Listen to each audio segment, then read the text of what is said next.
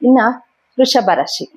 ವೃಷಭ ರಾಶಿಯವ್ರದ್ದು ಈ ತಿಂಗಳು ಜನವರಿ ತಿಂಗಳು 2026 ಇಸ್ವಿಲಿ ಹೇಗಪ್ಪ ಇದೆ ಅಂತಂದ್ರೆ, ನಿಮ್ಗೆ ರಾಶ್ಯಾಧಿಪತಿ ಶುಕ್ರ ಬಂದು 8ನೇ ಮನೆಯಲ್ಲಿ ಇರ್ತಾರೆ.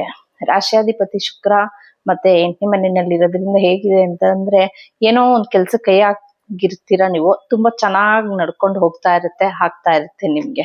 ಎಲ್ಲ ನಾವು ಅನ್ಕೊಂಡಿದ್ದೆಲ್ಲ ಚೆನ್ನಾಗ್ ಆಗ್ತಾ ಇರೋ ಅನ್ನೋ ಟೈಮಲ್ಲಿ ನಿಮ್ಗೆ ಆ ಕೆಲ್ಸಗಳು ನಿಂತೋಗೋ ಸಾಧ್ಯತೆ ಇರುತ್ತೆ.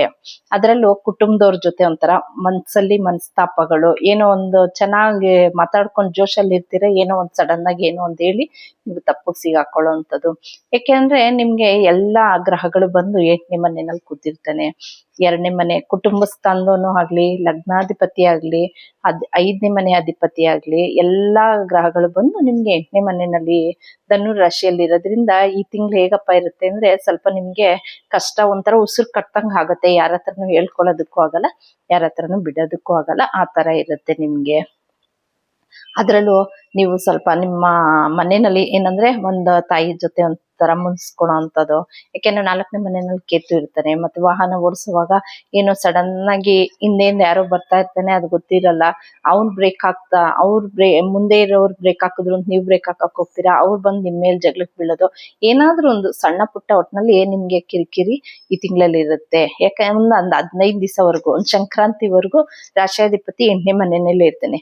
ಸಂಕ್ರಾಂತಿ ಕಳೀತಾ ಇದ್ದಂಗೆ ನಿಮ್ಗೆ ಏನಂದ್ರೆ ಶುಕ್ರ ಗ್ರಹ ಬಂದು ಮಕರ ರಾಶಿಗೆ ಬರೋದ್ರಿಂದ ಅವಾಗ ಸ್ವಲ್ಪ ನಿಮ್ಗೆ ಚೇತರಿಸ್ಕೋಬಹುದು ಅಂತ ಹೇಳ್ಬೋದು. 15 ದಿವಸ ಸ್ವಲ್ಪ ಕಷ್ಟ ಇರುತ್ತೆ, ಇನ್ನು 15 ದಿವಸ ಚೆನ್ನಾಗಿರುತ್ತೆ ನಿಮ್ಗೆ. ಸೂರ್ಯನು ಬಂದು ಬದಲಾವಣೆ ಆಗ್ತಾನೆ 14ನೇ ತಾರೀಕಿಗೆ, ಮತ್ತೆ ಶುಕ್ರನು ಚೇಂಜ್ ಆಗುತ್ತೆ 13ನೇ ತಾರೀಕು.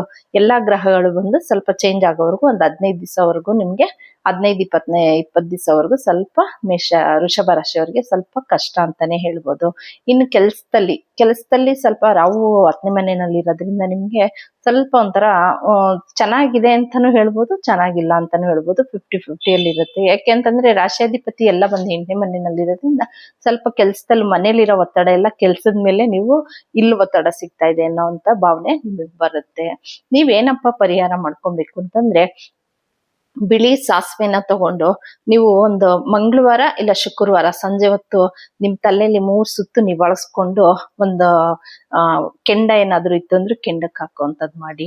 ಕೆಂಡ ಏನು ಇಲ್ಲ ಅಂತಂದ್ರೆ ಸ್ಟವ್ಗೆ ಆಗ್ಲಿ 3 ಇಡೀನ 3 ಸುತ್ತು ಸುತ್ಕೊಂಡು ನೀವು ತಗೊಂಡು ಅದಕ್ಕೆ ಹಾಕಿ ಒಂದ್ 15 ದಿವಸ ಒಂಥರ ದೃಷ್ಟಿ ಆದಂಗೂ ಇರುತ್ತೆ ನಿಮ್ಗೆ. ಒಂಥರ ಸ್ವಲ್ಪ ಹೆಂಗೆ ಅಂದ್ರೆ ಏನೋ ಒಂಥರ ಮನ್ಸಿಗೆ ಇದಾಗಿರೋದು ಸ್ವಲ್ಪ ಕಮ್ಮಿ ಆಗ್ತಾ ಇರುತ್ತೆ. ಇದನ್ನ ನೀವು ಪರಿಹಾರವಾಗಿ ಮಾಡ್ಕೊಳ್ಳಿ.